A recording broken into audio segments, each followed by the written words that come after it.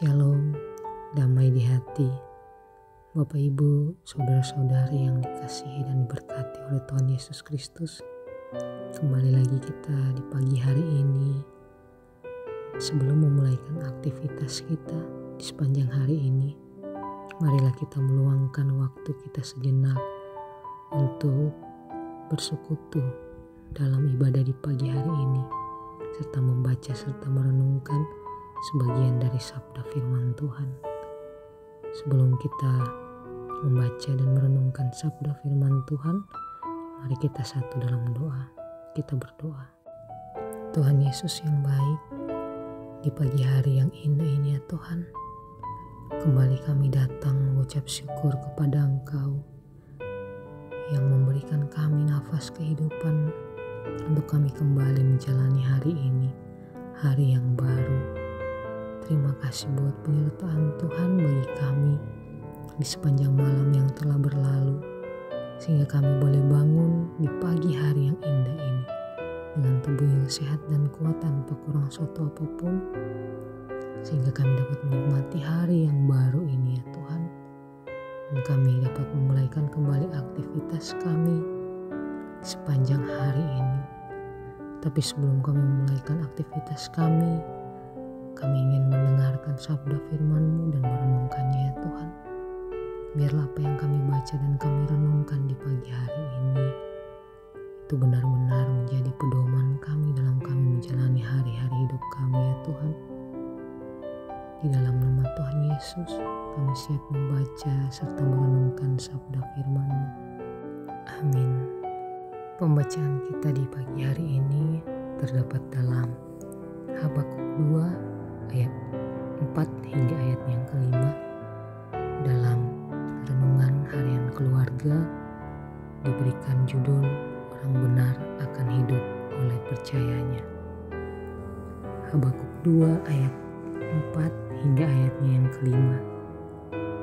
Sesungguhnya orang yang membusungkan dada tidak lurus hatinya, tetapi orang yang benar itu akan hidup oleh percayanya. Orang sombong dan hianat dia yang melagak, tetapi ia tidak akan tetap ada. Ia menganggangkan mulutnya seperti dunia orang mati dan tidak kenyang-kenyang seperti maut, sehingga segala suku bangsa dikumpulkannya dan segala bangsa dihimpunkannya. Demikian pembacaan kita dalam Habakuk 2 ayat 4 hingga ayat yang kelima. Shalom, damai di hati. Bapak Ibu, saudara-saudari, keluarga Kristen yang dikasihi serta diberkati oleh Tuhan Yesus Kristus. Mengapa bangsa yang tidak mengenal Allah justru menjadi alatnya untuk menyerang dan menghukum bangsa Israel? Sebab mereka tidak lebih baik dan benar dari bangsa Israel. Dalam pembacaan Alkitab kita di pagi hari ini menggambarkan orang bebal sebagai orang sombong dan pengkhianat. Laganya seperti orang yang tidak akan terjerat hukum atau kebal terhadap hukum atau semua peraturan yang ada. Namun dalam firman Tuhan menyatakan ia tidak akan tetap ada. Tuhan akan menghakimi pada waktunya. Sebab itu sungguh-sungguh akan datang dan tidak akan bertangguh, seperti yang telah kita baca kemarin dalam ayat ketiga. Bapak Ibu saudara-saudari yang diberkati dan dikasihi oleh Tuhan, seringkali dalam kehidupan kita bertemu atau berhadapan dengan orang yang seperti itu. Orang yang sombong dan berkhianat. Orang seperti itu sering meresahkan karena tidak menaati aturan, tetapi sering berlagak seolah-olah yang paling benar atau yang paling tahu. Senang sekali menyebarkan fitnah dan pandai mengelak serta melemparkan kesalahan kepada orang lain.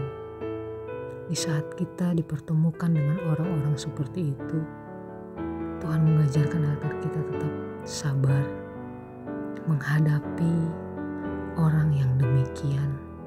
Karena firman menegaskan bahwa mereka tidak akan bertahan lama.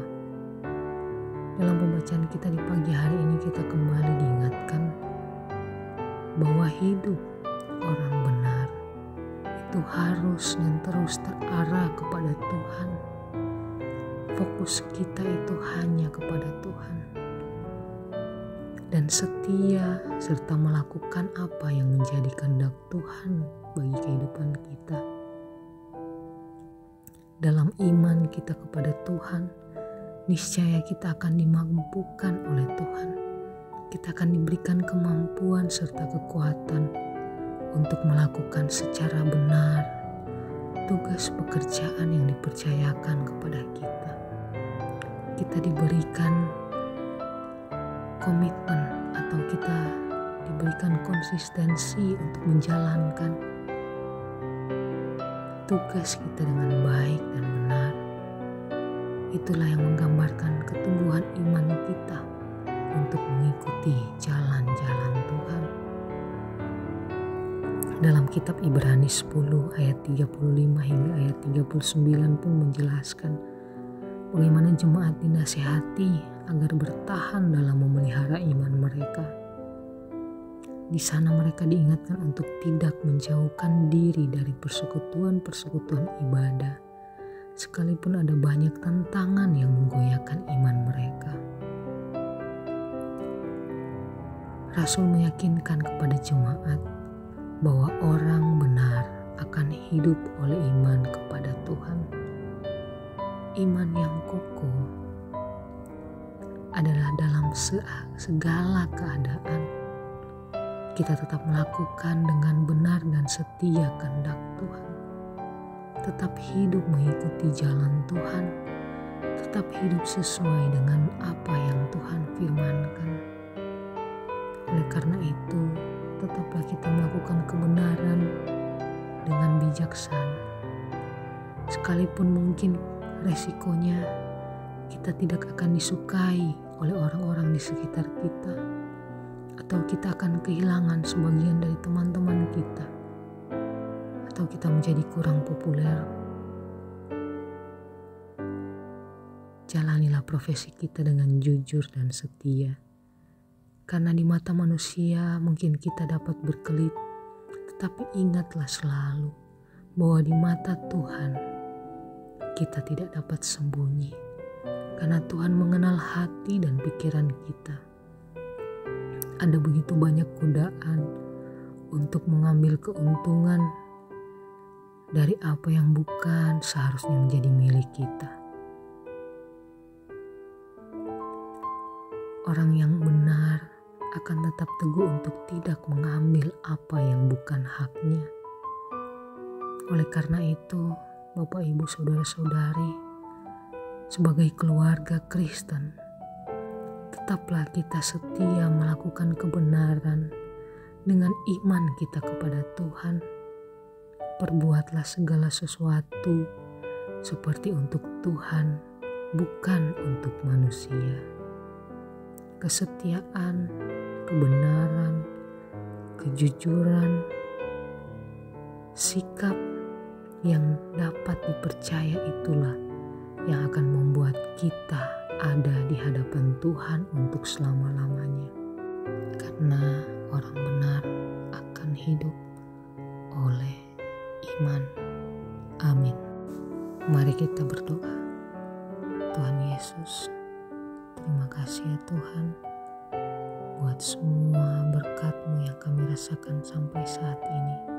Terima kasih di pagi hari ini kami masih diberikan kesempatan untuk membaca dan merenungkan sabda firman-Mu Tuhan. Kami kembali diajarkan agar menjadi keluarga Kristen yang tetap hidup sesuai dan seturut dengan kehendak Tuhan, yang mengarahkan hati dan kehidupan kita, fokus kita sepenuhnya kepada Engkau ya Tuhan. Tuhan, kami mau berdoa sebelum kami melanjutkan aktivitas kami di sepanjang hari ini. Kiranya Tuhan Tuhan selalu menjaga dan melindungi kami semua ya Tuhan. Berkati apapun yang kami lakukan di sepanjang hari ini, agar semua yang kami lakukan itu Tuhan dapat berhasil.